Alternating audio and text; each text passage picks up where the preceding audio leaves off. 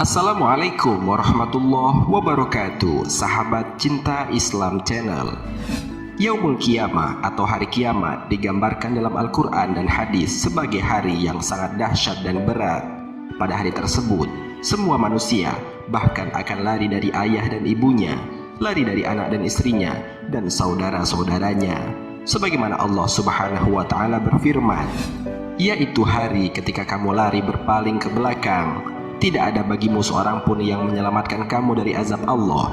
Dan siapa yang disesatkan Allah, niscaya tidak ada baginya seorang pun yang akan memberi petunjuk.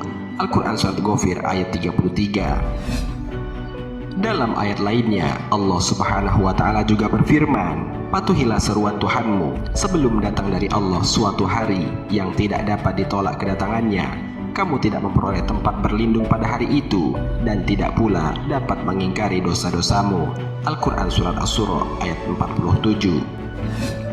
Allah Subhanahu wa Ta'ala juga berfirman, di hari itu orang-orang kafir dan orang-orang yang mendurhakai Rasul ingin supaya mereka disamaratakan dengan tanah, dan mereka tidak dapat menyembunyikan dari Allah sesuatu kejadian pun. Al-Quran Surat An-Nisa ayat 42.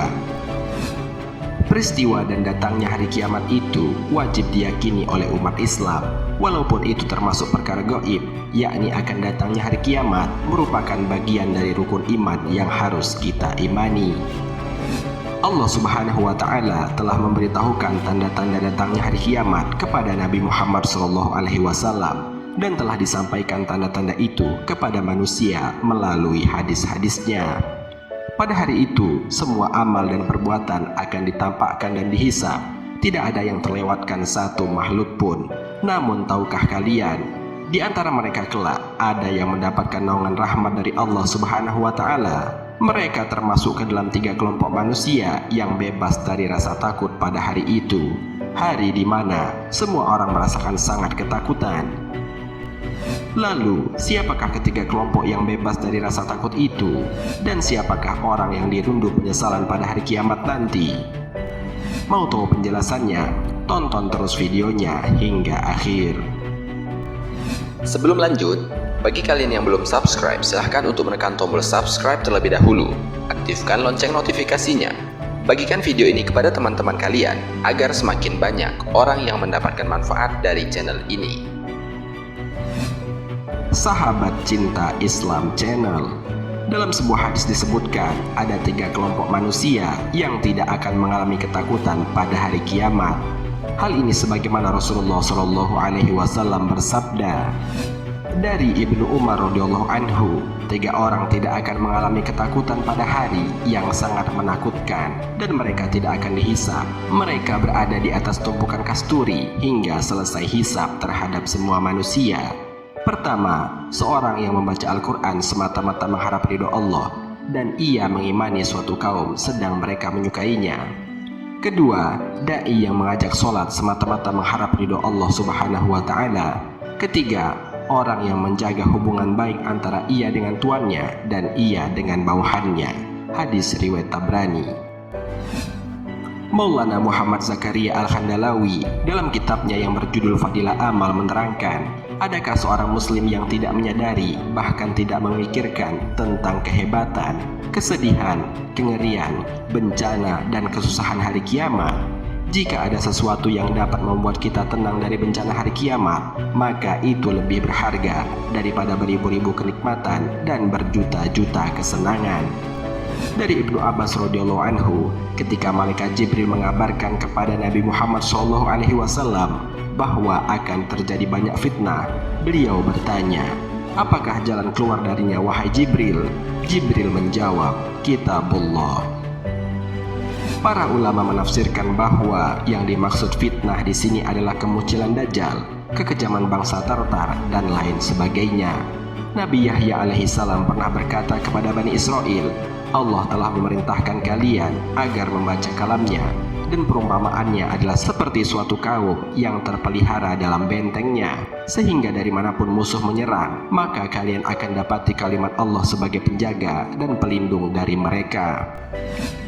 Pesan tersirat dari hadis di atas selaras dengan apa yang disebutkan dalam hadis tentang 3 golongan manusia yang bebas dari rasa takut di hari kiamat. Salah satunya adalah orang yang membaca Al-Quran. Maka jelaslah bahwa Al-Quran merupakan sumber keselamatan dan syafaat atau pembelaan bagi para pembacanya di hari kiamat.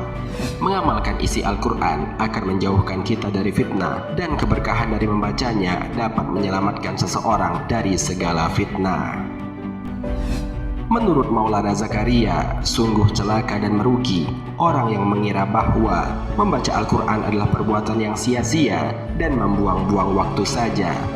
Tertulis dalam Mu'jam Al-Kabir bahwa perawi pertama dalam hadis di atas adalah Abdullah bin Umar, yang ia mengatakan, apabila aku tidak mendengar hadis ini dari Rasulullah sekali lagi, diulang sampai 7 kali, maka aku tidak akan meriwayatkannya. Tidak hanya itu, seseorang yang mengajak sholat semata-mata mengharapkan ridho Allah juga akan mendapatkan kebebasan atau tidak merasakan rasa takut pada hari kiamat. Sholat merupakan tiang dari agama, maka barang siapa yang mendirikannya, artinya dia sedang mendirikan agama. Dan barang siapa yang meninggalkannya, maka dia sedang merobohkan agama. Maka betullah mengapa perintah sholat itu menjadi wajib, karena sesungguhnya sholat adalah sebuah sarana kita untuk berkomunikasi langsung kepada Sang Pencipta Allah Subhanahu wa Ta'ala. Seseorang yang menjaga hubungan baik kepada atasannya maupun kepada bawahannya, juga termasuk ke dalam salah satu orang yang terbebas dari rasa takut pada hari kiamat. Hal itu dikarenakan hubungan baik kepada sesama akan mendatangkan kebaikan pula bagi sesama. Allah akan merahmati barang siapa yang menjaga tali persaudaraan antara sesama muslim. Rasulullah SAW bersabda dari Abu Hamzah Anas bin Malik radhiyallahu anhu, pembantu Rasulullah SAW, dari Nabi SAW bersabda, salah seorang di antara kalian tidaklah beriman dengan iman sempurna sampai ia mencintai saudaranya sebagaimana ia mencintai dirinya sendiri. Hadis riwayat Bukhari dan Muslim. Dalam hadis lainnya, Nabi Muhammad SAW bersabda, barang siapa yang ingin dijauhkan dari neraka dan masuk ke dalam surga, hendaknya ketika ia mati dalam keadaan beriman kepada Allah, dan hendaknya ia berlaku kepada orang lain sebagaimana ia senang diperlakukan oleh orang lain. Hadis riwayat Muslim. Sahabat Cinta Islam Channel, tentang siapakah orang yang akan dirundu penyesalan pada hari kiamat dikisahkan oleh Allah Subhanahu wa Ta'ala pada sebuah ayat dalam Al-Quran. Dalam sebuah ayat itu diceritakan penyesalan orang-orang zalim di hari kiamat. Allah Subhanahu wa Ta'ala berfirman, dan ingatlah pada hari ketika orang-orang zalim menggigit 2 jarinya, menyesali perbuatannya seraya berkata, wahai sekiranya dulu aku mengambil jalan bersama Rasul. Wahai celaka aku, sekiranya dulu aku tidak menjadikan si fulan itu teman akrabku. Sungguh dia telah menyesatkan aku dari peringatan Al-Quran ketika Al-Quran itu telah datang kepadaku, dan setan memang pengkhianat manusia. Al-Quran Surat Al-Furqan ayat 27-29. Hari kiamat adalah hari setiap orang merasakan hasil dari perbuatannya, memetik buah dari amalnya, dan mendapatkan kembali haknya yang terampas di dunia. Orang-orang zalim akan merasakan balasan dari kezalimannya, dan orang-orang baik akan merasakan manisnya kesabaran di dunia. Hingga pada ayat di atas digambarkan bagaimana orang-orang zalim menggigit jari mereka karena dahsyatnya ketakutan dan dalamnya penyesalan. Pertanyaannya, mengapa mereka digambarkan sedang menggigit jari-jari mereka sendiri? Ada beberapa sebab orang-orang zalim menggigit jari-jari mereka di hari kiamat, dan 2 sebab yang paling utama adalah karena pertama, kenikmatan di akhirat tidak bisa dibandingkan dengan kenikmatan dunia, baik secara kuantitas maupun kualitas. Yang kedua, dunia itu sifatnya fana dan sementara, sedangkan akhirat sifatnya adalah abadi. Poinnya adalah orang-orang zalim hanya bisa menyesal dan menggigit jari-jari mereka ketika melihat kehidupan akhirat itu nyata, kenikmatannya itu abadi, dan siksaannya pun abadi. Mereka menyesal karena lebih memilih kenikmatan dunia yang hanya sesaat dan mengabaikan kehidupan akhirat yang abadi. Penyesalan pertama mereka adalah karena mereka tidak mengikuti ajaran para nabi. Dalam ayat itu seolah-olah mereka berkata, andai aku mengikuti apa yang dikatakan oleh para utusan Allah, tentu aku tidak akan merasakan siksa yang dahsyat ini. Andai aku tidak menolak ajaran para nabi, tentu aku telah merasakan keindahan dan kenikmatan abadi di surga. Penyesalan kedua yang disesalkan oleh orang-orang zalim adalah karena mereka salah dalam memilih teman dalam hidupnya di dunia.